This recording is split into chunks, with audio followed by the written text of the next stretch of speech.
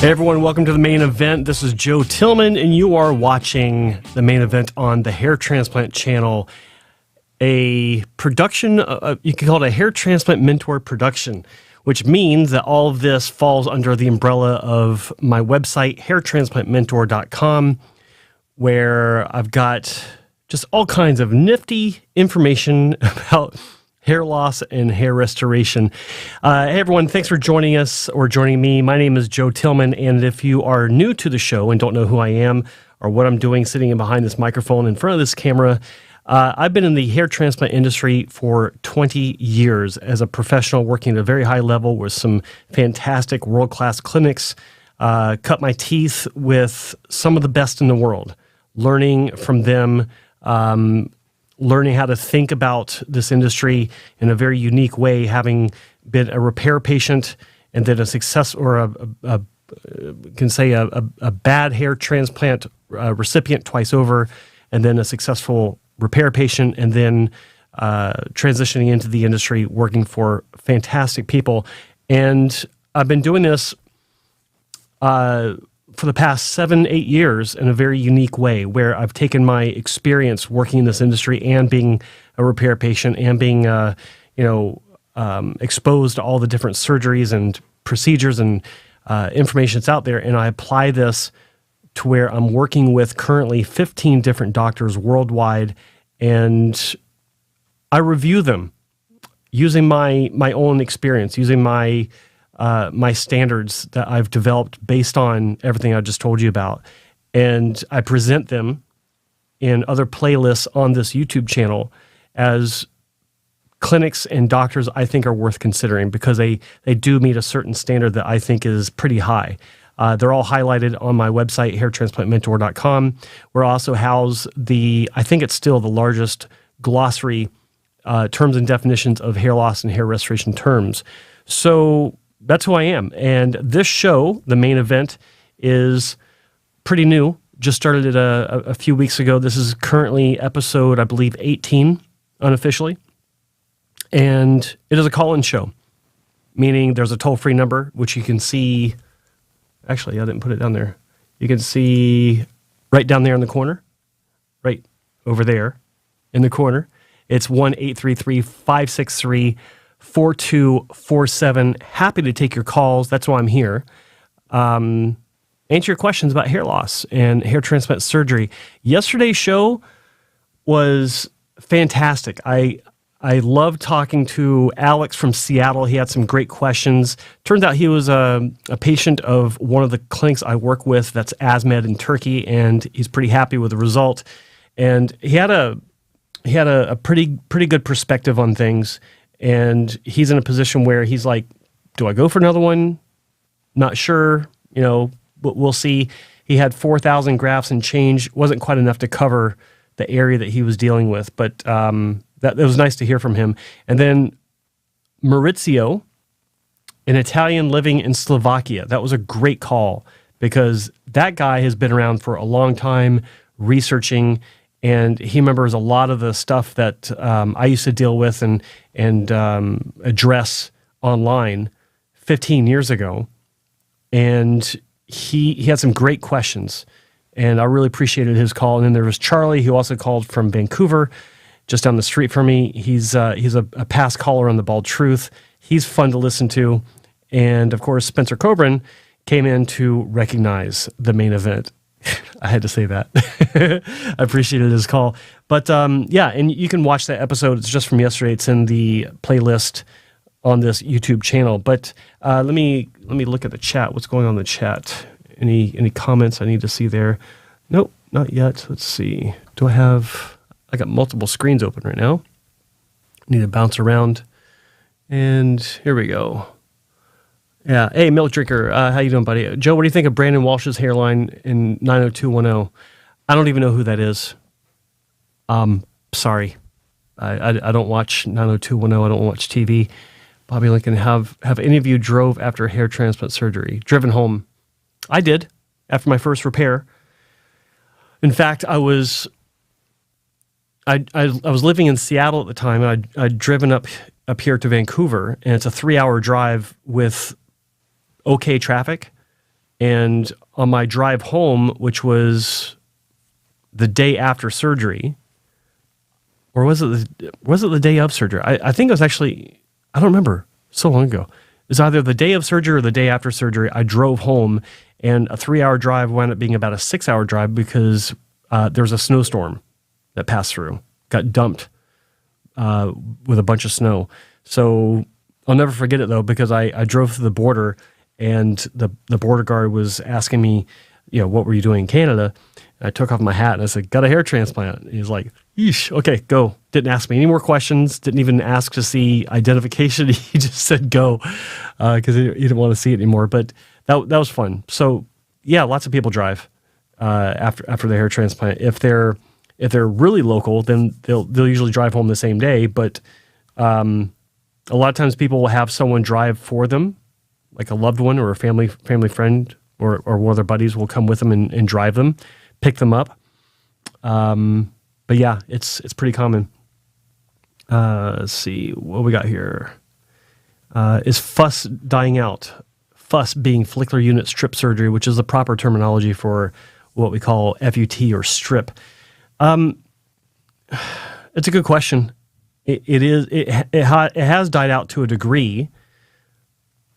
I think that it won't completely die out for a long time because there are enough doctors performing it now that are younger that understand its value to where at least some doctors, relatively speaking, a small handful, will still be performing it probably 10 years from now. I think that any further past that, 10, 15 years, I don't think it'll be performed really much, if at all, because too many people will be set against it. And there might be more treatments out there that can help to alleviate the need for surgery of any sort. So I don't know. There's a time limit on that. There's a expiration date on that. Let's see. All right. So yeah, really not much more in there. Folks, it is a call and talk show. I am going to give out the number a few more times. The number is toll free in North America, 1-833-563-4247. It is toll free, but if you are anywhere on the planet, you got Skype or any other calling app, you can call me from anywhere in the world, and I'm here to answer your questions. If I don't get any phone calls, just like a few days ago, I will wrap this up and leave. I got a lot of stuff going on. In fact, you might be hearing some power tools and hammering in the background on the other side of this wall as a contractor busy repairing my foyer and my master bathroom due to water damage. Got a phone call. Let's see here. All right. Hey, you're on the main event with Joe Tillman. What's your name? Where are you calling from? Hi, this is Lorn, and I'm calling from Los Angeles. Hi, Joe. Hello, Lorn. How are you? I'm great. I have a couple questions for you. I just took a consultation for my second hair transplant procedure. Mm-hmm. I was startled that this particular Beverly Hills surgeon is charging double, like actually over double, $10 a graft. Mm-hmm. Secondly, he mentioned FUE as opposed to FUT. Mm-hmm. And well, what do you mean he mentioned it? You mean he suggested it over FUT? Suggested it. Yes. Okay. Uh-huh. Yes. He. Yeah. Third, I talked to him about my crown, and that my crown was a little. The native hair has escaped my head after my first hair restoration procedure. Okay. And he said something about doing a 2,000 grafts, FUE, and placing them on the top of my head, dispersed throughout the top of my head, but not around the crown. And he felt as though that if I wanted to do the crown, that perhaps using beard hair, because he didn't want to take so much of my donor hair and cause problems there. And finally, sorry, so many questions That's here, okay. so many comments. He said he has because I have not taken minoxidil, dutasteride, finasteride at all, which is why I think I lost a good portion of my native hair. Mm-hmm. He put me on a topical with that's a combination of dutasteride, finasteride, minoxidil, retinic acid, triamcinolone, and caffeine, and I guess it's compounded for him. So I'm just sort of. It was startling. I mean, the most startling was it's $10 a graph. That was the most startling. Who is the doctor? Mark Dower. Okay, I know Mark. Yeah. So, all right, let's back up. So, before I get to those, and I am going to ask you to repeat some of those questions because there are several, and I forgot what some of them are. But I was thinking to myself, what was wrong with your first surgery? So nothing. It was great. Okay, so it was great. But Excellent. but more importantly, where were you on the hair loss chart when you had your first surgery? Where did you have the work done during your first surgery that you're happy with? And where did you lose hair afterwards that necessitates your queries for a second surgery? I had the majority of the loss on top of my head. Where specifically? Loss to the, like the frontal, like the hairline, or like what are you talking about? The top of your head? Because that's pretty broad. A little bit of the hairline, and back. Okay. I have fine hair like you, fine and straight, mm-hmm. and it's light brown. Okay. He did an excellent job. It was great. It was natural. Who did that work? It was. If I may ask. Mark Dower. Okay. Dower. Oh, so you went. Okay, so you're going back to the same. Okay, got it. Right. Yes. All right, and he did a strip the first time. Yes, he did. Okay. Right. So, why weren't you on medication before? May I ask? I guess I think that's where with my naivete or my ignorance or my stupidity didn't ask, and I think he didn't put me on it. So it wasn't even discussed? It wasn't brought up by him? I mentioned it briefly, and he said that he said something to you to the effect, and again, I don't remember, so please forgive me, mm-hmm. that there was some sort of sexual obstacle mm-hmm. around that. And that was this. I had my first hair transplant at about 12 years ago. Right. Okay. Well, I'll say this so far. Like I've met Mark a couple of times, Dr. Dower, and we've actually had some interactions behind the scenes. Not where, like, I haven't worked with him on any level, but I have provided some, I'll say, guidance and assistance in a couple of matters.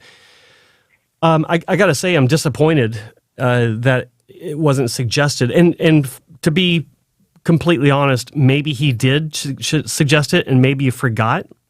Maybe that's possible. I don't know. Yeah, perhaps. Perhaps. Yes. But I do. And again, I do recall maybe hearing from someone else that he kind of pushed someone else away from finasteride during their consultation. So it wouldn't necessarily be out of character for him to do that, based on very anecdotal and foggy memory. But yeah, maybe he did encourage it. But my second question, and it's rhetorical, is why so many ingredients, especially 2 5-alpha reductase inhibitors in the same product? Why combine finasteride and dutasteride along with, I've never heard of such a kitchen sink approach with one topical. And I can't imagine what it would cost. Like it's not that expensive. Really? $50. $50? Yep. Wow. Well, to say well, okay. Okay. Well, all that aside, so you went for the second consultation, and he agreed. Yes, you lost more hair, but I don't want to put any in the crown yet. Let's fill in the areas that have thinned out on top after your first surgery, and then I'll put you on this concoction I have of all these ingredients, and then we can reevaluate after the result from this second surgery. And I recommend 2,000 FUE, not FUT. Is that correct? That's a summary? Yes, sir. Okay. Yes, sir. Yes, sir. And the original procedure that you had was more than half the cost of what he's quoting now per graft. Yes, significantly. Okay. Yeah, it was more like it was the same amount of grafts, frankly, and it was literally like I think it was significantly less expensive. Okay. Well, I can't fault a man for raising his prices after 12 years, because that's how long you said it was 12. It was 12 years since your last surgery? Yes, sir. Okay. So, 12 years, that's in any practice, I would expect that to be the case. So he probably charges more for his FUT now than he did 12 years ago, but now he's suggesting FUE, and that's in and of itself, as a procedure, more than twice as expensive than what you paid for the other procedure 12 years ago. FUE, in general, in clinics that perform both FUT and FUE, will be more expensive because you are, usually paying for the doctor himself to be doing, all of the surgical work, and that is much more time-consuming. So, there is a premium on that kind of procedure, especially in North America. Is it justified? I can't answer that. The pricing usually works, for whatever the market will bear in a specific region. So if he's busy charging $10 plus per graft for FUE, then it makes sense for him, even though it doesn't make sense for you. So, that's something that you got to ask yourself is that something you want to subject yourself to financially? But what I would suggest to you is I would suggest that you take some time, take a knee, as I like to say, and reevaluate your situation. And I don't know if you've been watching this show or if you've been following me and Spencer Coburn on The Bald Truth every Friday, but surgery is the last resort in every situation. Well, I can't say every situation, but in most situations, even a second surgery like this, like you've already been cut, you've already had your first surgery, and you're happy with it. I assume it looks natural. Mark Dower does natural looking work, so you're not walking around looking like a repair patient. So True. It was an incredible job. Yes. Yeah. The need is not urgent on that front. Not to say it's not urgent, because you might be freaking out with having your hair thinned out, but I think that it's in your best interest to take a knee, reevaluate your options, and seriously consider moving forward with medication for at least a year before you consider a second surgery, because any of the hair that has weakened from the lack of medication can turn around once you add medication back into your daily routine. And it takes a while for that to happen, to manifest as some sort of improvement. But after about a year, it can actually significantly alter a surgeon's recommendation for surgery regarding the number of grafts. So say like the top, he's saying 2,000 grafts, but not touch the crown. Well, a year from now, say that you start taking your medication tomorrow, it thickens up. That recommendation might be 1,600 grafts for the crown because the top is fine. So what you're saying, and correct me if I'm wrong, that this hellacious concoction that he has prescribed, it could, based on your experience with your other clients and people, it could actually add hair? Of course. Well, it doesn't add hair technically. It takes hairs that have been miniaturized that are still there. You might not be able to see them very well because they're so small, but it does turn around their regression to where they start to get darker, they start to get longer. The growth cycle is extended. They don't shed. See, what happens is your growth cycles continue to shorten as they cycle. So you got technically three phases of the growth cycle. You got the anagen, which is active growth. You got catagen, which is where the follicle separates from its blood supply, and then you have telogen, where that follicle falls out, or the hair shaft falls out, and that's the shed. So the anagen state of growth is extended to where it doesn't go into catagen and telogen so fast as it did before. And so that means that the hair grows longer, it grows thicker in diameter, and it takes time for that to manifest into a visual improvement. But yeah, absolutely. If you still have hair on your head, not from the transplant, but hair on your head from native hair, absolutely it can thicken it up.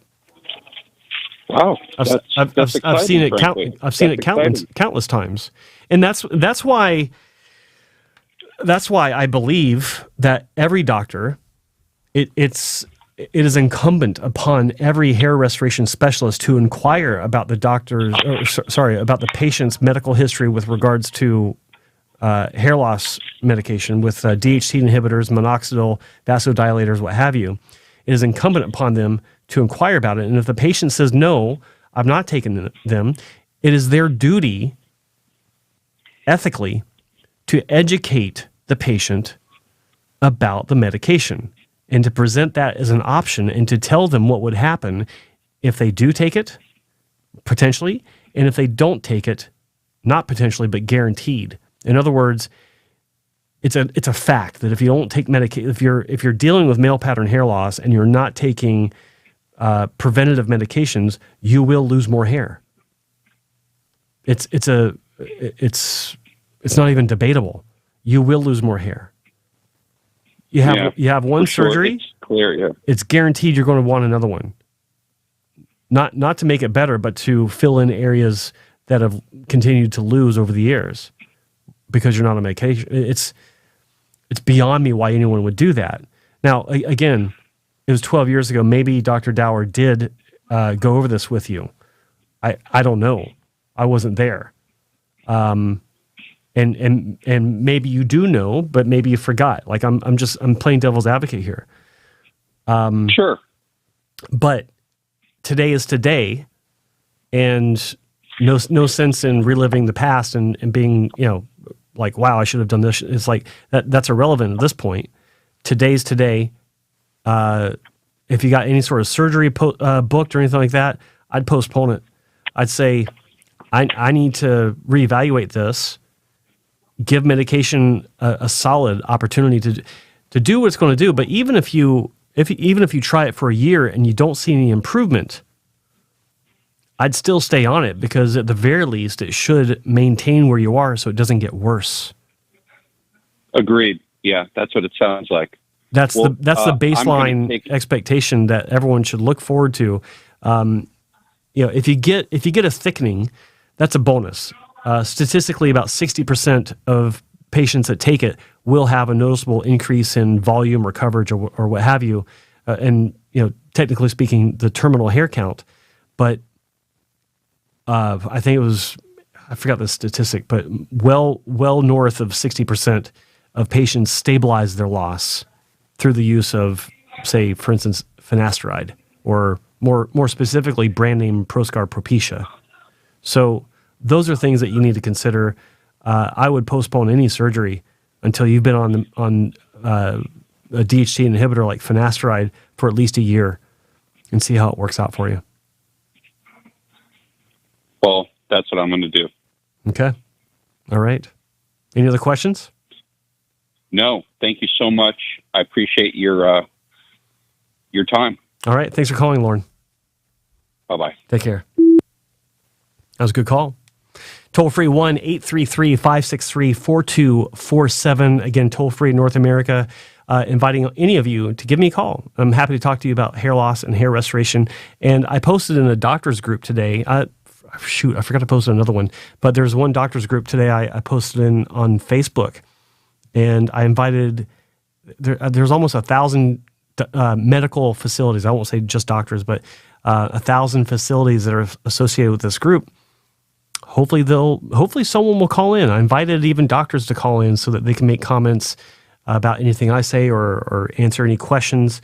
It's wide open. So we'll see if they do. They a lot of times doctors tend to be, I'll say shy unless they get a specific direct invitation. So we'll see if anyone mans up and gives us a call. But yeah, toll free. I'm here for your numbers, 833, or here for your phone calls, 833-563-4247. And I thought it was an interesting call by Lorn. 12 years on, and he couldn't remember. He was playing devil's advocate. Couldn't remember if he was actually informed about this. I hope he was, but I hope that I hope he gets some sort of benefit from medication so he can move forward positively. So we'll see. What else we got here? Some questions online. Lots of comments, lots of discussions here. Does finasteride work differently on different areas of the scalp? Topically or orally? Oral concentrations, probably not. Topically, probably yes, but not in any specific pattern or order. It would have to do with skin type. Skin types change in different areas of the body, thickness, thinness, probably the way that things absorb. Yeah, I wouldn't imagine there being a completely even distribution of any topical across one's scalp. Yeah, that's all I can say on that. Excuse me. See, questions, King, Dr. Ball. I don't know what that means. You're answering, got it. What's the best FUT doctor in London? Yeah, Dr. Ball. Okay, that's what he's saying. Does hair in each Norwood level have a different HP bar? As in the hairs in the Norwood 6 zone are more resilient than those in the Norwood 2, Norwood 2. I'm not sure. No, kind of an odd question.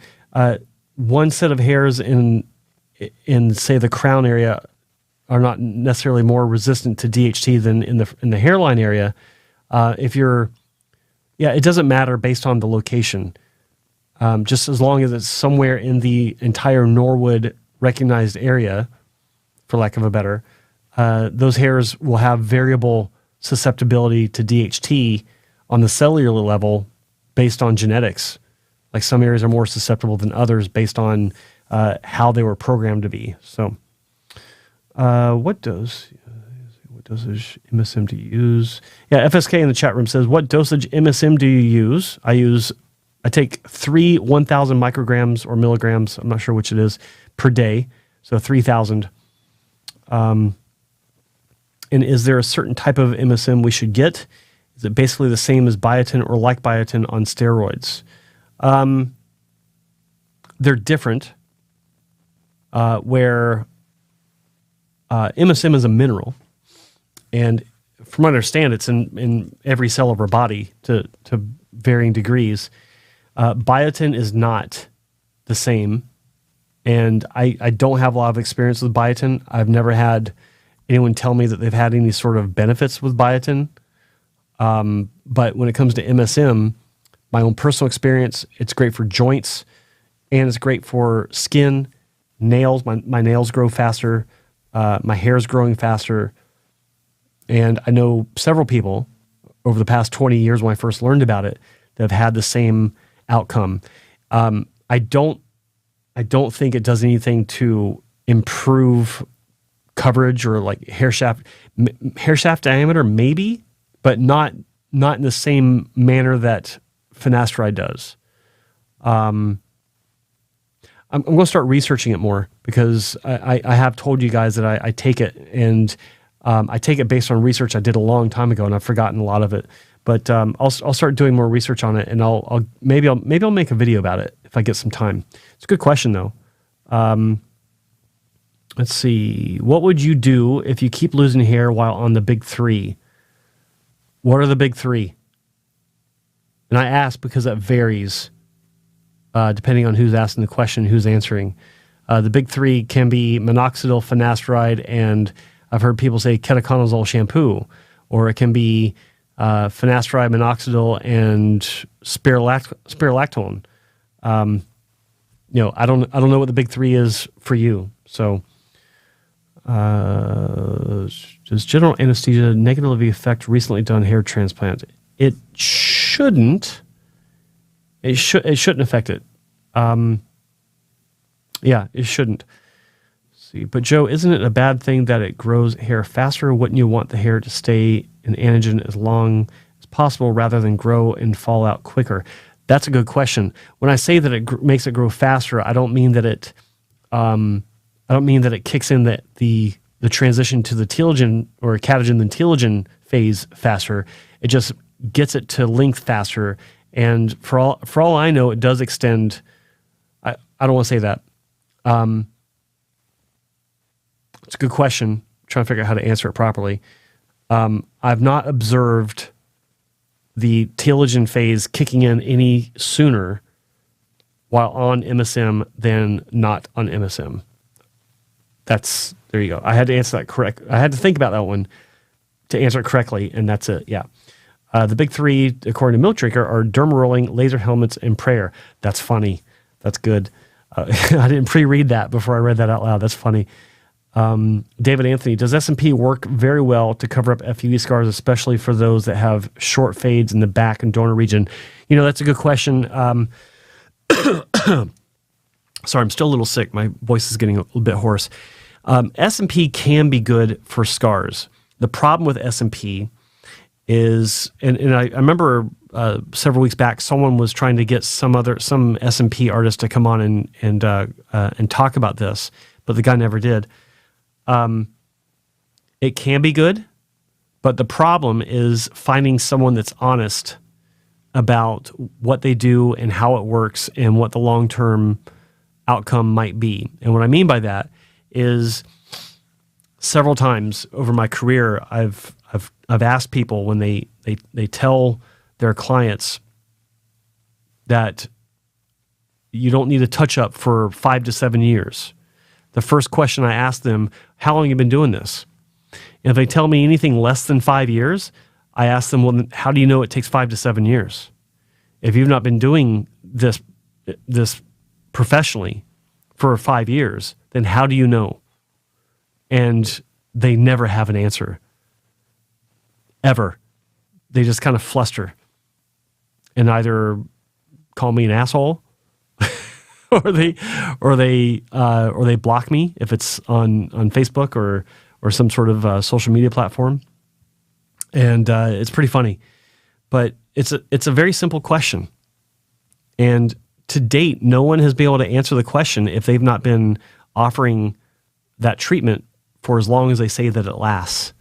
And then the classic one is about color change. Oh, it doesn't ever change color. Well, how do you know? How long have you been doing this? 4 years. Okay. What happens at 5 years? What happens at 6 years? If it's a permanent type of SMP. So, and excuse me, I've run into several artists that don't have an answer for the issue of confluence of ink or pigment, as they like to call it. And what that means is when you're injecting these pigments into scar tissue, sometimes the dot that they put in there can spread. And if there's enough of them done and they're close enough together, they can connect into a confluence of pigment to where it looks like a sheet. It looks like someone got a Sharpie or shoe polish and just went over the entire area, just filling it in like a coloring book. I've seen that happen. Not 100% like that, but you get the point. It doesn't look natural. I've seen it disappear. I know one guy that had it done, not even on scar tissue, but it was in his scar tissue as well, but on his scalp, and his body kept eating it. It disappeared after 2 weeks, twice. So, but I have seen it work quite well, and I just think it has to do with the person that's performing the procedure. And if you are looking to do something like this, you gotta really have confidence in them based on a lot of research, like, looking into their past. One thing to do is to not just ask them how long they've been performing SMP, but if they own the company, like if they're the primary artist, we'll call them, and it's their website, their company, look at the website and see when it was first registered. If they've only been doing it for a few years, then their domain will be at least that old. But if it's much newer than them, then ask them, where were you working before this company, before you started this? Because your domain's only 2 years old. You say you've been doing it for 5 years. Where else did you work? And that can also help you with your research. So hope that answers the question. Kind of a rabbit hole there. Let's see. Yeah, a lot of technical questions. Finasteride. Is it possible for finasteride to be strong enough to save the lateral humps or prevent donor thinning, but not strong enough to save a juvenile hairline or temple points? Yes. Because like I said before, oops. Regular phone call coming through. Turn that off. And it was a doctor too. If you're listening, you should call the show. Yeah, like I was saying before, it can work differently in different areas based on a list of factors. So it's a very general question. It's difficult to answer specifically. Okay, so big three. I mean, finasteride, minoxidil, and ketoconazole shampoo. So what would you do? The first thing I would do is I would look at the source of my finasteride. If it's a generic, I would look to switching over to name brand Proscar or Propecia. I would prefer Proscar, which is what I take because it's a 5 milligram pill, costs about the same as Propecia, and you can cut it into quarters, thereby reducing your cost by 75%. And if you take it every other day, that reduces it even further significantly as far as cost goes, because one box of 30 tablets will last you roughly 8 months. Not a bad deal. So I would do that, and I would try that for at least 6 months. If that didn't make a change, then I would consider, assuming you're talking about topical minoxidil, I would consider switching to oral minoxidil, 2.5 milligrams or whatever my doctor would recommend. And I would try that for 6 months. I'd never stack things up at the same time. I would never create a stack with, or change my stack with multiple items at the same time, because then if you see a change, you don't know what's causing it. So keep that in mind. Just do one thing at a time every 6 months and see how that works out. But I try those things. And then if none of that worked, if I was to add something to the regimen, I would consider some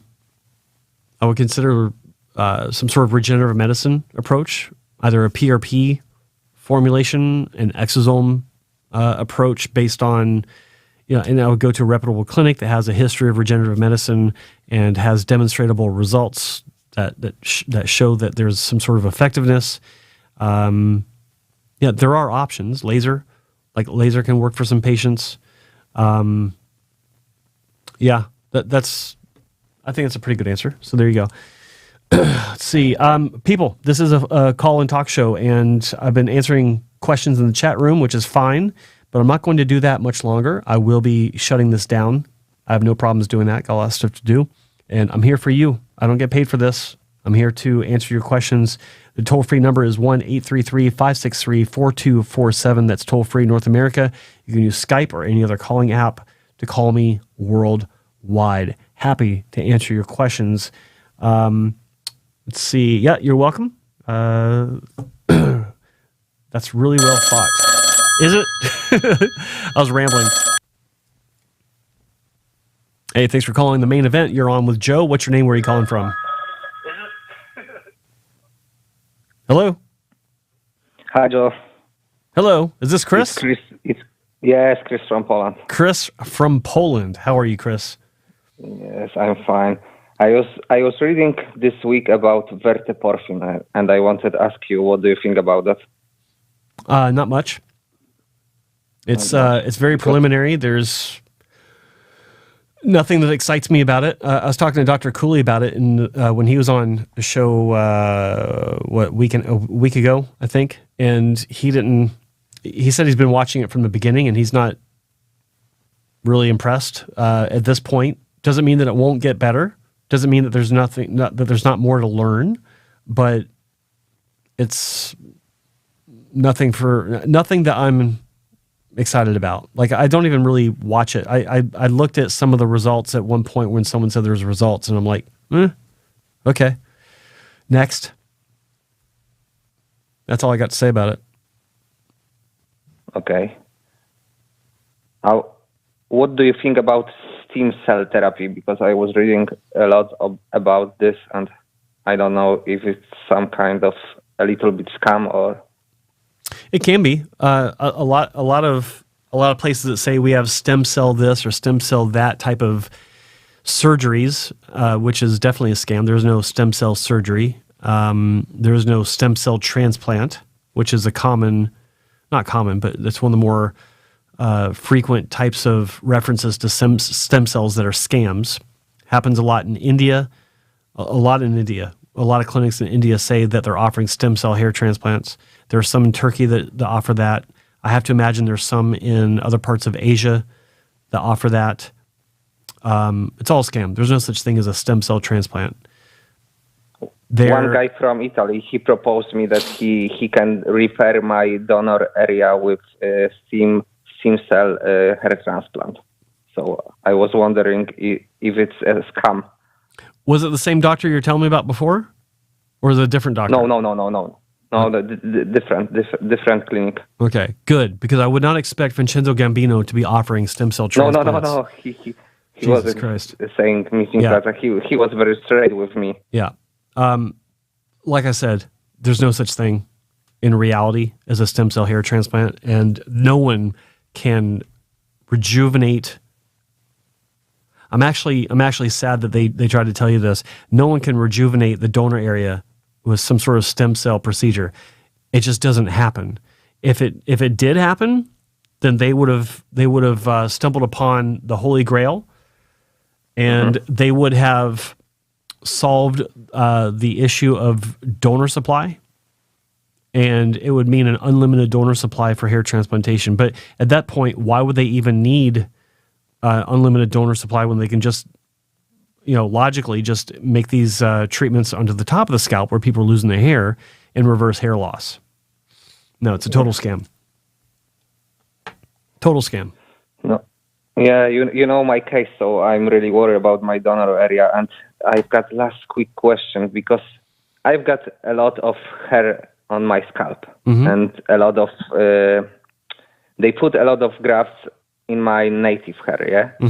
And did you ever seen procedure? Sorry for my English. It's okay. Procedure like that somebody took the grafts from the scalp, not from the donor area. Yes. Where it's called simply relocating grafts, or recycling grafts. It's another way of referencing it, where you take grafts that have already been transplanted and you recycle them by extracting them and placing them in other areas of need. It might be back into the donor area. It might be into other areas of thinning on your scalp.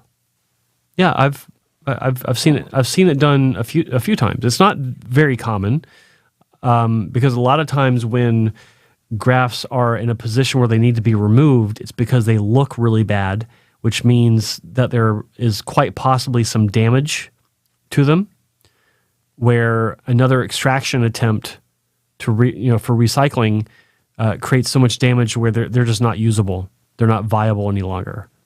And it's not the fault of the extraction on the second surgery.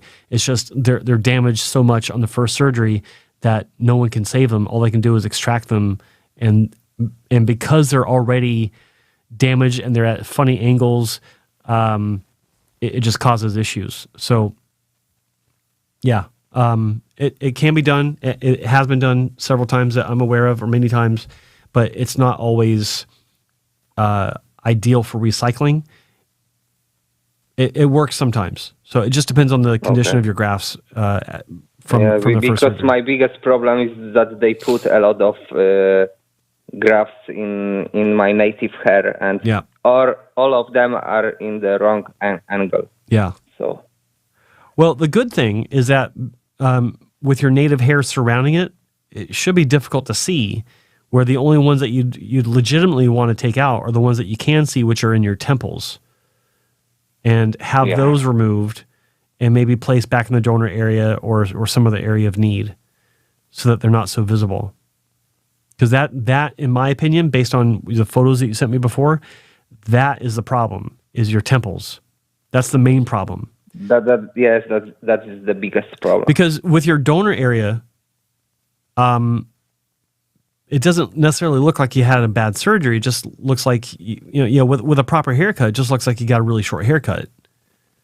And that's it doesn't look so bad, but I think it's depleted. But when I've got about hair 3 centimeters, it looks okay. Yeah. Nobody can see the punch from the grafts. Okay, well, that's good. That's good. But yeah, like I said, don't worry about the hairs that replace in your existing hair, your native hair. Just worry about the ones that are in your temples, because that's what this is all an aesthetic issue, what we see. So that's the only thing that we can see. So that's what you need to address. Everything else is not necessary. Okay. Yeah. Thank you. You're welcome. Any other questions? No, I think maybe I will think about another questions and I will call another day. All right, no worries. Thank you, Joe. Yeah, good talking to you. Take care. Take care. Bye. Always nice to hear from Chris in Poland. He called me toll free. The number was 833-563-4247. Again, it's 1-833-563-4247. I appreciate his call. It is now 3:49 p.m. on Wednesday. Yeah, today's Wednesday, the 26th of April. I'm going to go. I'm going to give you guys 1 minute from now. If I don't get any more calls, I will be shutting down the show. Tomorrow's show is, so far it's confirmed, so I'm just, fingers crossed it'll go through. But tomorrow I'll have special guest live, side by side with me on camera, Dr. Joseph Yaker from Yaker Hair Restoration in Plano, Texas. Plano's a suburb of Dallas, Texas, and he is a Hair Transplant Mentor Accepted member, and looking forward to having him on here. I look forward to you, the audience, being exposed to Dr. Yaker. I think he's a good guy. I like his work. I like his work ethic. I like his approach to hair transplant surgery. He is a surgery of the last resort kind of guy, and I think he's one to watch. So I'm excited about you guys meeting him tomorrow. Be sure to tune in so you can ask him questions. Okay, we got a call. Boy, you just made it. What's your name and where are you calling from? Hello? Hello? Yeah, hello. That's you made it through. Yeah, who's this? What's your name? Where are you calling from? Hi, my name is Thomas. I'm calling from California. Hello, Thomas from California. Hi. I'm 30 years old. I've been on Propecia for about a year and a half, and I tried Rogaine. It didn't regrow quite as much as I hoped it would. And now I'm thinking about getting a transplant, but it's very daunting. I wonder, do you know anybody, how can I get some psychological support? That's a great question. But let me recap. You said you're how old? 30? 30. You're right. 30 years old, been taking finasteride a year and a half. Yeah. And how's that worked out for you so far? It's worked out really well. It's stabilized my hair loss. Okay. It's thickened up my existing hair, and now I just have a receding hairline that I'd like to fill in a bit. How receded is it? Have you been have you seen a doctor about your hair loss, and they said you're a Norwood 2, Norwood 3? Yeah, somewhere there. Okay. What specifically did they say? Norwood 3? Oh, I don't know. It could even be classed as a 2, I think. Okay. Okay, fair enough. And so finasteride has thickened your hair. You're feeling pretty good about it. Yeah. Yeah. All right. And you're looking for resources for support on how to deal with this. But and when you're asking for support, what exactly is it that you want support on? Like how to make the decision, or should you make the decision to have surgery, or post-surgery recovery, how to deal with it? What exactly are you looking for? How to make the decision, and what I think whether to make the decision. Okay, that's a very good question, and I'm glad that you called to ask me that. Full disclosure, I'm not a doctor, but right. But I do have a couple questions I want to ask you. Okay. And the first one, my regular listeners will know. They'll expect this. If you were told today by you got an email from every hair transplant doctor on the because I've is it because you're happy with the result from medication? Sorry? Is it because you feel better about your hair because of the result that you've had from medication? No, I'd say it's because I'm not obsessed with it I'm not obsessed with it anymore, and I've tried shaving my head, and I think I could live with it. I'd just much rather not. Yeah, I could live with it, but I'd just rather not. I completely understand that angle and that line of thought. But okay, so you're shaving your head off the table, but with your hair as it is now, assuming it's not shaved. Yeah, you got enough hair to style. It's fuller, it's stronger because of finasteride. So yeah. So as your hair is now, would you be okay if you were just told by every doctor on the planet that you're not a candidate for surgery? Would you be okay with that and be able to move forward without having a hair transplant? As it is right now, I think I would have to keep a shaved head in order to live with it. Really? I just don't like. I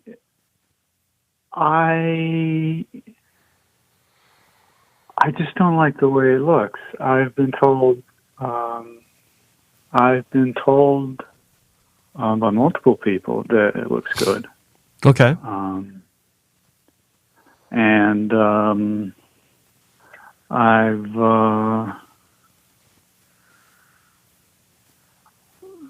I think it's interesting. This is a situation I've dealt with before with patients that that have, for all intents and purposes, a full head of hair or a good-looking head of hair that everyone else thinks is good, is okay. Yeah. But they're not okay with it. So the question comes down to this: is it really a hair transplant that you think would make you happy? Is it a lower hairline that would make you feel better about your hair? And I don't know if this is a self-image issue, like if it is truly your hair, or if it's something else. Yeah. I think that in your case, the obvious partial answer is to not have surgery right now, because I think that you need to find the answer as to why this bothers you so much. Because if everyone else is saying that your hair looks fine, and I understand that, I understand that sometimes people will tell guys that are worried about the hair, if they're a Norwood 4, that the hair looks fine. And that's an obvious situation. But you just told me that your hair is about a Norwood 2, which technically is a normal head of hair for an adult male without hair loss. Right? Yeah. So, well, I might have lost a bit since I stopped taking Rogaine. okay. I might be. It's definitely not more than 3. It's not 100% of people who have told me that it looks good. I am confused on the matter. Yeah. Well, it's understandable because you're probably being you'll be told different things by different doctors. You'll be told different things by different people. Let me say this, okay? I understand your situation. I've talked to a lot of people in the same position that you're in, and I'm going to tell you what I tell everyone: surgery is a last resort. It doesn't always turn out the way that people want it to. It doesn't always deliver what they're hoping it will deliver. Even if the result aesthetically is off the charts, is fantastic, it still doesn't deliver what the patient is actually looking for. And so let's assume that you, at some point, you're like, you know what, I do want to move forward and address this surgically to lower my hairline, to fill in whatever areas have become a detriment for my self-image. What would you do if it didn't grow well? How would you deal with that? If it didn't help me? No, I'm talking about if it actually didn't.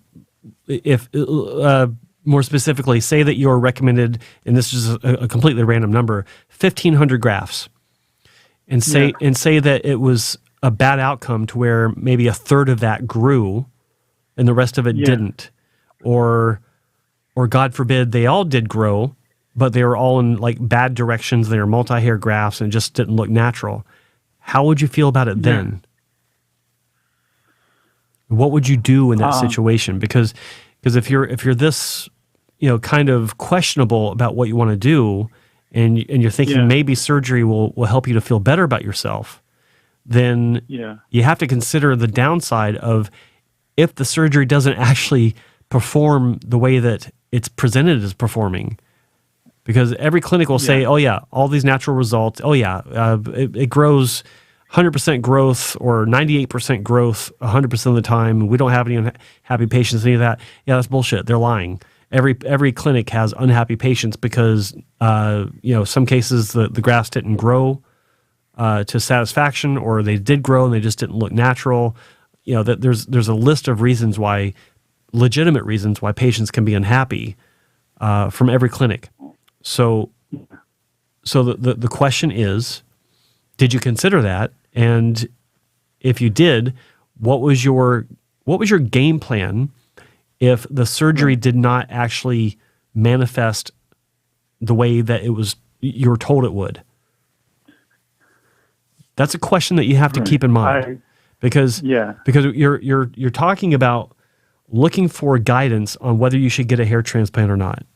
I can tell you right now, unequivocally, no one should get a hair transplant. No one. Okay.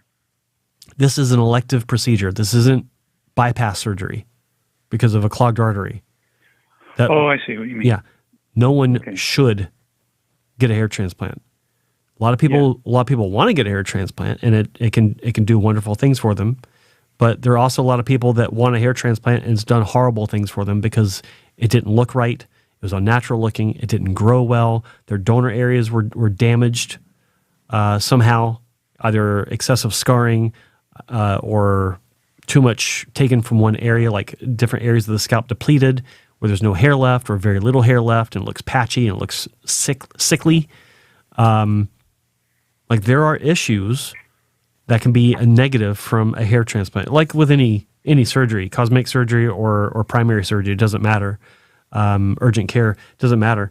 Because it's people doing the surgery, and people make mistakes. Yeah. And it's dealing with human physiology, which is highly variable on small levels from patient to patient when it comes to these kinds of things. So I think that to answer your question, no, you should not get you shouldn't be in a position where you should get a hair transplant surgery. It's a matter of, deciding to. So more accurately, the question is, is it right for you? Yeah. Personally, I think at this point, no, it's not, based on what you're telling me. Because it doesn't sound like you've thought this through as far as the negative impact of surgery, the possible negative consequences of a failed outcome. And I think that based on talking to you the short amount of time, I think that it would do a lot more harm to you having surgery and not having your goals met than not having surgery and dealing with your condition now. I would look at other non-surgical treatments to improve your hair even further. There is you've been taking finasteride. There is oral minoxidil. You were taking topical, but there's also oral minoxidil, which is I've tried oral. Okay, and how'd that work out? It made me tired. Okay. I wonder if there's ways around it. Or Well, talk to your doctor about that. But how long were you taking it? About 2 or 3 months. Okay. I've heard this before, and it could be an issue of just maintaining and pushing through, and your physiology can adjust to that. And talk to your doctor about this, okay? Because I'm not an expert on that. I'm not a doctor, but based on my experience, I know that it can be a side effect, and I know patients have pushed through, and that side effect kind of remedied on its own over time. All right? Yeah. And if you don't mind, can I ask you a personal question? Go ahead. Are you taking antidepressants right now? I was until recently. Okay.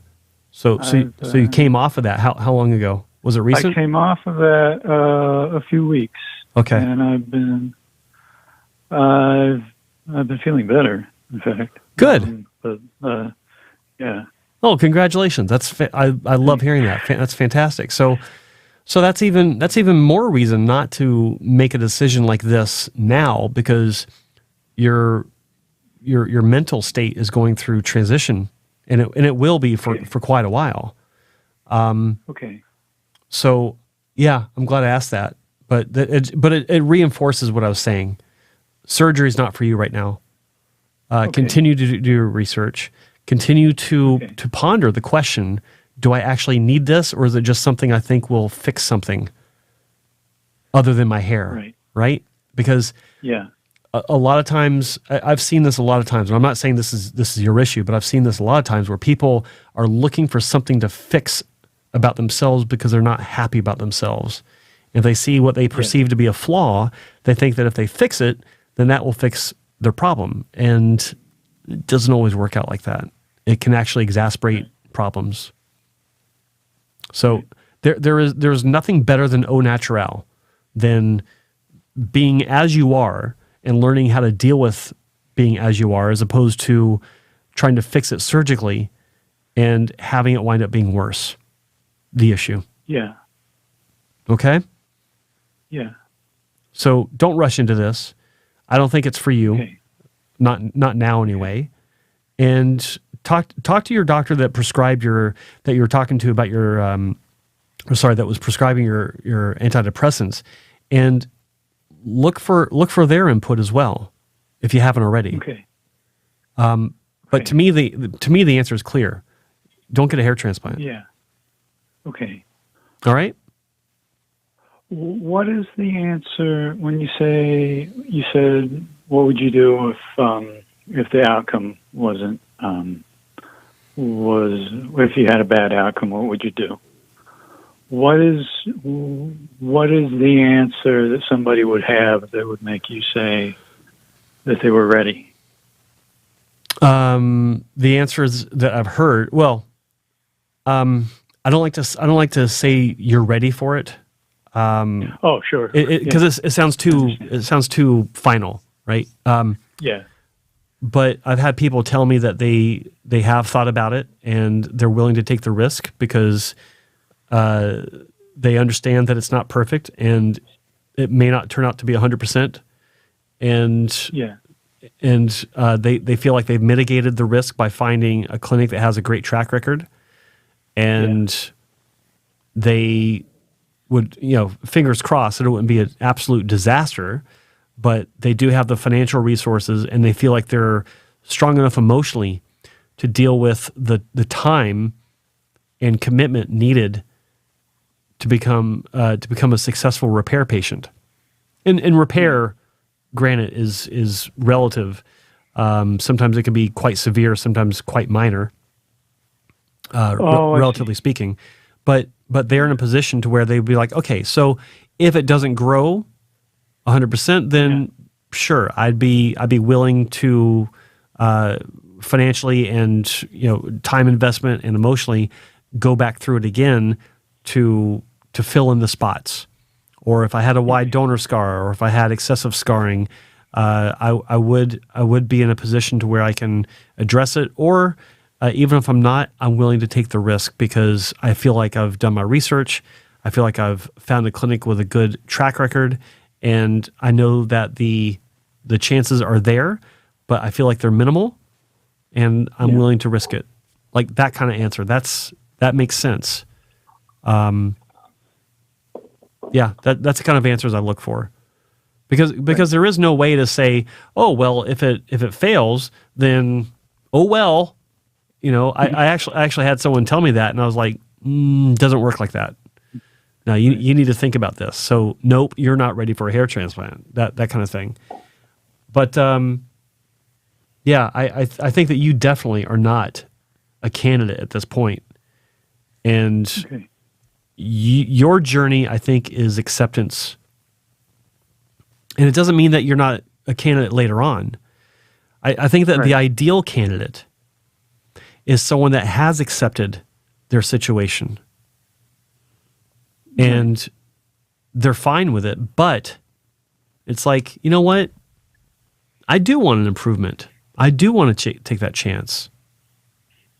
Not because I think it'll improve my financial position, not because I think it'll improve my job prospects, but because I just think I'd like to look better, and I think that doing this would help me to look better. That's a good answer. Yeah, right. That's a good answer. That includes, I suppose you think improving your romantic prospects is not a good way to. Well, no, because I happen to have it on good authority that romantic prospects are, how can I put this? They're more legitimate based on how you carry yourself, not on your hairline. Yeah. Right. And I say that because when you look at people that are attracted to some that would say, I would never date someone with a high hairline, just pulling that arbitrarily out of the ether. Is that someone you'd want to be involved with? No. Because when someone says that, they've just disqualified them from being a contender in your lineup of possible candidates for a relationship. Or it should be anyway. I would hope that would be the case. It would be for me. Like, not just because I don't have a low hairline, but but if that were the situation, it's a little too shallow, and I would hope that you would not be interested in someone that has that as their list of priorities. Of they have to have perfect hair. Like you just told me that you've got pretty good hair. Like you're happy with your hair. Like it is good hair. It's just a little bit high in the hairline. Then you're no different than probably 2 billion other men on the planet. Yeah. Like that's another way to look at this. The situation that a lot of guys that go through with hair loss is no different than 2 billion other men on the planet. Like it's not a unique issue. Yeah. Like walk into a room with 100 men, aged between 30 and 40, and 70 of them will have some form of hair loss, at least. Yeah. Yeah. So what is the problem of having an issue just like everyone else? Right. It then becomes not an issue. It's normal. Right? Yeah. In fact, it's the guys at your age that have, the quote unquote perfect hairline. Those are the guys that aren't normal. Yeah. Would you say this even for Norwood 3? Say which? Everything you said. Well, Norwood 3 is very normal and very common. Yeah. Yeah. Yeah. A Norwood 6 is very common. I was beyond a Norwood 6 at your age.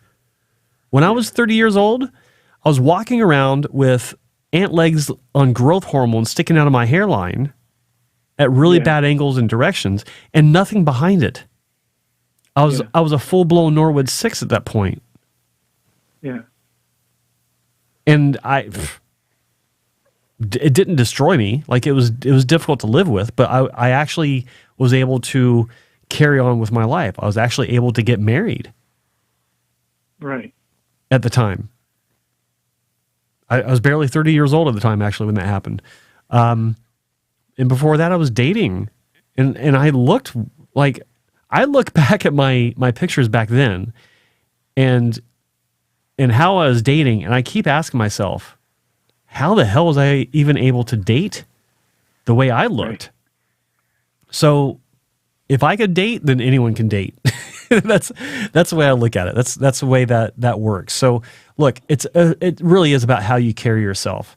It's about having confidence in your walk and being assertive with yourself and with others. And there's an element of how you dress and things like that and all that. But all that comes with your assertiveness and confidence. That's what you should be focusing on for long-term prospects. If someone is concerned about your hairline being a bit too high before they engage with you in some sort of relationship, you shouldn't want anything to do with them. Yeah. Okay?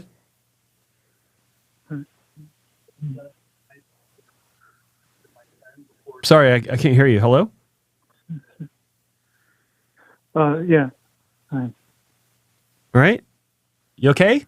Okay. Yeah. All right. Yeah. Well, look, so I'm going to let you go. All right, try to make room for some other callers here. But think about what I said. All right. You don't get a hair transplant right now. That's the last thing you need. Okay? Okay. Talk to your doctor. Yeah. And let me ask you this. Are you working out? Are you in the gym? I'm not. Change that. I'm not. Okay. Okay. Okay. This is my parting advice for you.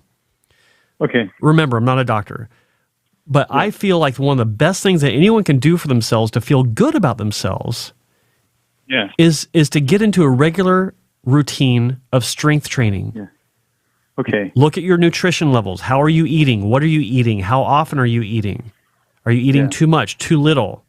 Okay. Yeah. Your exercise habits. Get a personal trainer if you can afford it, like a good personal trainer, because they'll motivate you, and they'll create a nutrition plan for you, and they'll create a workout plan for you, and look at strength training, not like bodybuilding and all that stuff, but actual strength training with Romanian deadlifts and bench pressing and all these different exercises that are designed to build strength, not so much like the perfect bulge in your arms, but strength. And when you're strength training, you're building up your testosterone levels. You're building up your I can't think of it right now. I'm tired. You're in the brain center. The guys in the chat room, help me out. Endorphins. That's it. Builds up your endorphin. Like you feel good about yourself. Like you've heard about people that run, they get the runner's high. Have you heard of that term? That's the same thing. It's the same thing. Okay. So you start doing that on a regular basis, I promise you will be feeling good about yourself. And what happens when you feel good about yourself is other things happen. There's a cascade effect. Other good things will happen to you. That's the first step to feeling attractive again? Absolutely. Okay. Because if you don't feel attractive to yourself, how can you feel attractive to other people, right? Okay, yeah. So please consider that. I think everyone needs to be strength training. Everyone does, men and women, because it does change things for the better. Okay. All right? Yeah. Okay, excellent. Thank you for calling, and feel free to call back anytime, all right? Okay. All right, take care. Cool. Bye-bye. Thanks. Toll free 1-833-563-4247. It is toll free in North America and any calling app worldwide. I'd love to talk to you about hair loss and hair restoration. I do thank Tom, I think that was his name, from California, for his call at the last second. He got in. We got another one. Great. Who's this one? Hey, you're on the main event with Joe. What's your name? Where are you calling from? Hey, Joe. This is Gypsy from LA. Gypsy who? Gypsy from LA. Gypsy from LA. Oh, the second. I saw the area code. Yeah, second call from LA. How you doing, Gypsy? What can I help you with? I'm doing good. Not too much. I have actually no questions, just a couple of comments. And I was listening to the last caller. Yeah. And definitely, I agree with you on, especially on the last bit of advice that you gave him. When he asked about the romantic prospects, and he's 30, he's maybe a Norwood 3. Take it from a guy who's 47, and I was classified a Norwood 4, and I think maybe pushing 5. Yep. And I totally agree. It's the attitude. I have pretty good luck in the romantic prospects at my age. Good for you. With right my on. degree. Yeah. So I remember my brother is a short, overweight little guy, but he's younger than me, and he always told me, you got to be the tallest man in the room as soon as you walk in. And I totally agree with you that he has to, it's good for him to do things to find himself attractive. It's the attitude. In my community, trust me, most of the guys in my community are full-blown 6'7", and their attitude just land on the ladies. I don't know. Yeah, no, it is. There is a lot of this that we can owe to attitude and presence, how you carry yourself. I'm not the biggest expert in this because I've been married for the past 13 years, but I do remember, or almost 14 years. I do remember what it's like, and I got lots of friends that are still in that arena, and it hasn't changed. I mean, it's all about how you carry yourself. The only thing that's changed is how you do meet people with, swipe left and all this stuff. It's like that's a foreign world to me. Greek is easier for me to understand than that. And I'm a tech guy. Yeah. I'm a tech guy. I just, that's, and I'm not talking about the technology. I don't get it. It's the attitude behind it. In fact, actually, I got a good friend that's a neighbor as well, and he's in his early 40s, and he was showing me all of these swipes that he's got, or I don't know what you call them, but all these ladies that he's got on this app. I'm thinking to myself, how do you juggle this? Number one, why would you want to? And number two, how do you do it? And I'm not saying it as in some sort of envious, but how do you do it? Man, how do you do it? I'm it's more why do you do it? Why can't you? What happened to meeting women in, the traditional way in a bar? Well, it's a legitimate question, and I'm a little more old school, just like you. I mean, it's not like I haven't met anyone online, but I still do the face-to-face. But I have a friend who also I generally ask is how do you manage this? I mean, just me trying to talk to maybe 2 or 3 women is like, oh, okay, I made a mistake. Let me just find one. Yeah, because it's overwhelming. I can imagine. But back to the way that you need to. Your friend was metaphorically speaking, be the tallest man in the room. I assume is metaphorically. It can be translated to get noticed when you walk in the room. Be noticed when you walk in the room. You don't have to literally be the tallest man.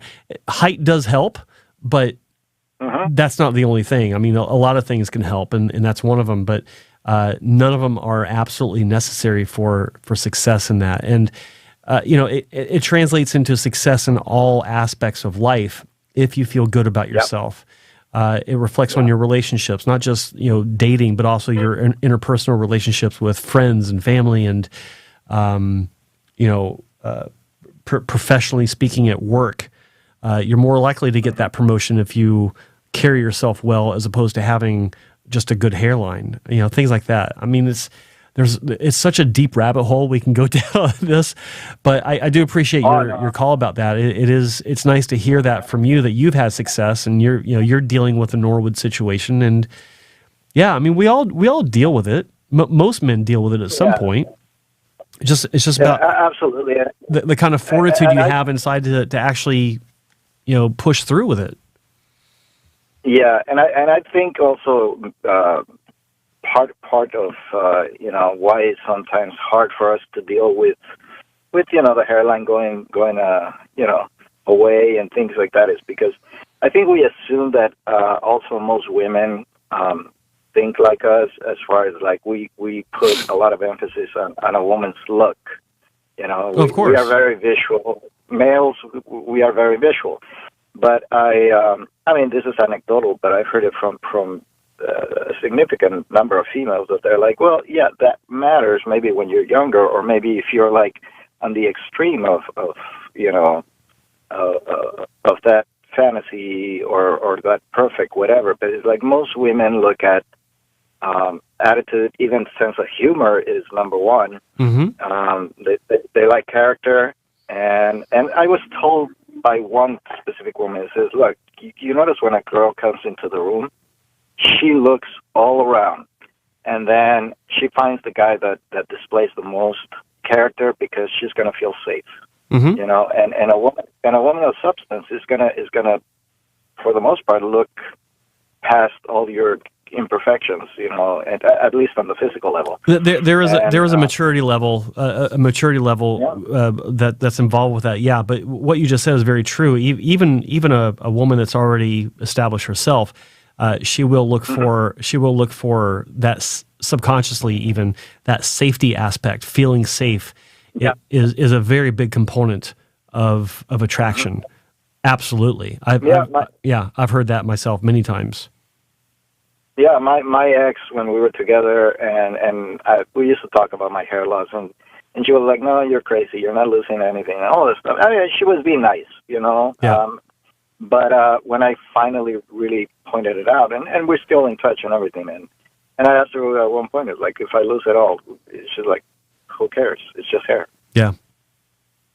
Right? Who cares? Just hair. Yeah. Easier said than done, my friend. We all know that, but it's a nice sentiment to have for sure. But it is. I know it's difficult, a lot more difficult for some other guys than some of us. But I think just part of this community and part of I assume that part of why you guys have been doing this for such a long time is also for us to maybe try to give some sort of, supporting word, even if it's, if he's still listening and everything is like, hey, you know what, I may not be able to understand how you're handling it and what you're going through, but take it from someone who's older and a lot more gone in that battle. It's just strap your boots, pick up, do whatever you need to do, build a self-confidence, and the ladies will come. Once you're put together, stuff starts falling into place. Well said. And I appreciate that sentiment, Gypsy. And I hope Tom is listening. I believe his name was Tom, the previous caller. it is all about just understanding yourself and understanding what's actually valuable in life.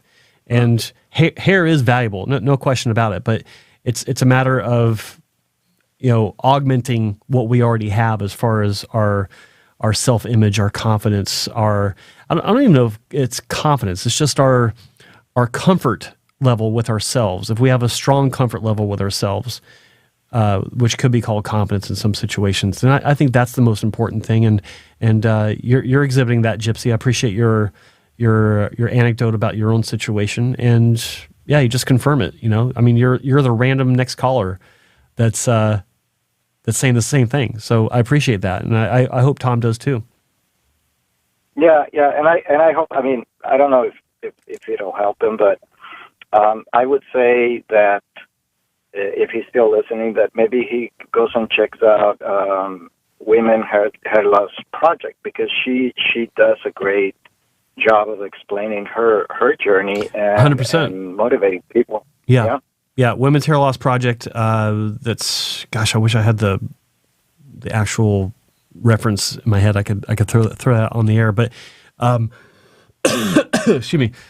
Yeah, she's really good at that, explaining the support structure and what the feeling aspect of this that, in my opinion, only she can convey because she's so good at it. I wouldn't even try on that level. She's a master, and I appreciate her on every level possible, and glad to call her a friend. And yeah, so that's a good reference for Women's Hair Loss Project.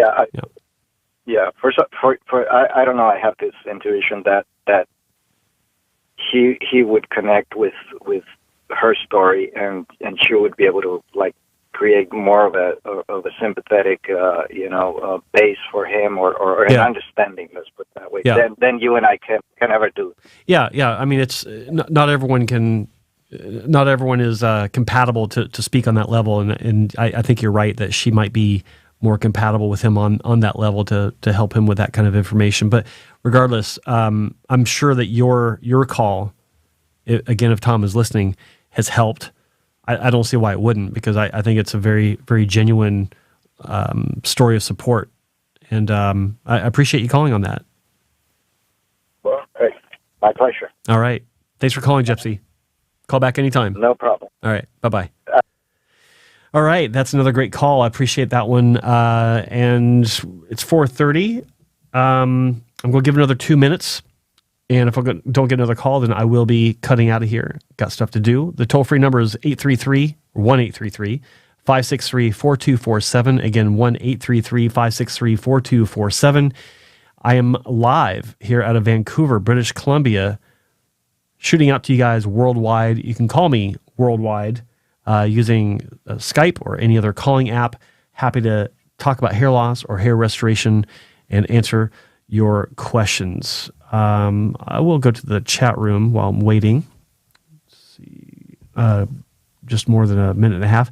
Let's see, any questions? Can you comment on alcohol use whilst on finasteride? Heard heavy boozing isn't recommended. Heavy boozing isn't recommended in any situation. Every situation where someone is given that question, they will recommend against it. I can't say that there's any sort of issues with finasteride. Finasteride, as far as I know, still to this day has no known drug interactions or adverse drug interactions. So I hope that answers your question. Yeah. Let's see. Okay. Well, we got 2 calls. Gosh, I'll take this one. That was weird. Had two calls at the same time. You're the one that made it through. What's your name and where are you calling from? Hey, Joe. It's Frank calling from Toronto. I've spoken with you and Spencer before. How are you doing? Hello, Frank from Toronto. I'm good. How are you, my friend? I'm doing all right. I just wanted to just touch base with you a little bit. I've had a few issues with finasteride. I've had a couple of hair transplants and not bad, decent results. Okay. 3 different doctors. Rahal, the most recent one, about going on 3 years right now to fix the crown in the back. Anyway, just in regards to finasteride, I've tried taking it over the past 20 years. I've had some pretty nasty side effects, but it just works so well. And what I've done is, and actually works, I've been microdosing it a fair amount. And when I say microdosing it, I'm really microdosing it. And I just want to say it. You mean you're just licking the tablet? So I'm using. It's basically. I think I'm splitting up a 1 milligram of Propecia, and I'm taking it one day, splitting it up into 4 or 5, whatever I can get out of it. I'm taking it 3 days a week, and I'm yielding some. I'd say decent results from it. Wow. Less hair on the toilet and bathroom, and it's just feeling in a little better. Not noticing it in the grocery store when you walk in and see the camera head there. It's good for you. A little bit. Yeah. My family doctor is. I'm going to interrupt you. Just tell you how happy I am to hear that, because I don't recall ever meeting anyone or talking to anyone that has given me a solid, successful microdosing story ever.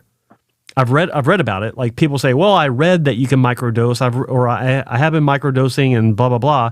But I've never had anyone say, I've been dealing with it for 20 years. I finally found the balance, and I'm microdosing, and I'm getting positive results, and I'm not getting the side effects. I've never heard that before. Yeah. So, yeah, I mean, sir, are an anomaly, and I'm happy to hear that. Yeah. Good for you. I mean, I've gone to. I mean, it works so well. I mean, I have microdosed, and I had side effects, and the side effects I do get are sort of a little a pain in the breastbone area. Okay. And if you're working out, it feels like the pain similar to. Have you heard of it before? Have you heard of those side effects before from other patients? Or? Yeah, it's like a precursor to actual gynecomastia. Yeah, I guess that's what it would be. Yeah, it's like tenderness, but not quite going beyond tenderness. And yeah, I've heard of that. Yeah, so you're using it very little, and I have microdosed it where I've had to the point where I have felt a little bit of it. Taking it with the 1 milligram prescribed per day feels it full on. Microdosing it to taking it breaking up the full finasteride, like the 5 milligram off brand. Mm-hmm. Still feel a little bit, but the 1 milligram Propecia, taking it a couple days a week, it works, and I'm getting no side effects, and getting some decent results from it. I'm just hoping that hoping that works. I mean, my family doctor isn't he's like, no, it's got to be the 1 milligram a day, because the family doctor they just go by what they go by the medical reference. So. Yeah, of course. Exactly. So I just figured I'd share that with you, Joe, and glad to see you got your show up here. Well, I'm glad you called to share that. I appreciate that. Yeah. Very good. All right. We'll call back anytime with more success stories. I appreciate it. Thanks. All right, Talk buddy. to you later. Take care. Bye-bye. 1-833-563-4247. That is 833-563-4247. I had someone from New York calling, possibly Morty. You can try again if that's you. Or not. Anyone can try calling in. 833-563-4247. It is toll-free North America, Canada, and the U.S. and Mexico, because that is part of North America. A lot of people forget that. And, of course, Skype or any calling app worldwide, you can give me a call, ask some questions, make some comments, share some stories. Love hearing all of it. I'm going to give you guys 1 minute as of now. And until then, let's look at the chat room. Hello, I just joined the live. I recently got a 2,500 hair transplant with a new company. Uh-oh, it looks great. I was just really scared because they were new and the only clinic around my area. How new were they? And I hope they had experience. Anyway, if you're happy, good for you. Let's see. Lots of comments. I love that you guys are having conversations in the chat room amongst yourselves. I mean that. Like it's nice to see healthy discussion going on. All right, so we got 30 seconds, and if I don't get a call, I am wrapping this up for Wednesday, April 26th. Tomorrow. By the way, don't forget to hit the like button. I haven't said that yet. I forgot. Hit the like button, people. Show me the support. Show me that you actually appreciate me sitting here day in, day, like 5 days a week or 4 days a week, answer your questions. And if you're not subscribed, please subscribe, ring the bell for all notifications, because tomorrow I've got a great show. I've got Dr. Joseph Yaker out of Dallas, Texas, from Yaker Hair Restoration. He's going to be joining us live, hopefully for the full 2 hours. I hope he is. And he might be joining us a little late, but Darren Green, I mute Joe and just read the chat. I can block you, you know. But yeah, I'm looking forward to it because I think he's going to have some great answers to hopefully some great questions. He is here for you guys to call and ask questions. And on that note, your minute is up, guys. I really appreciate everyone tuning in today. I hope you enjoyed it. I appreciate the calls.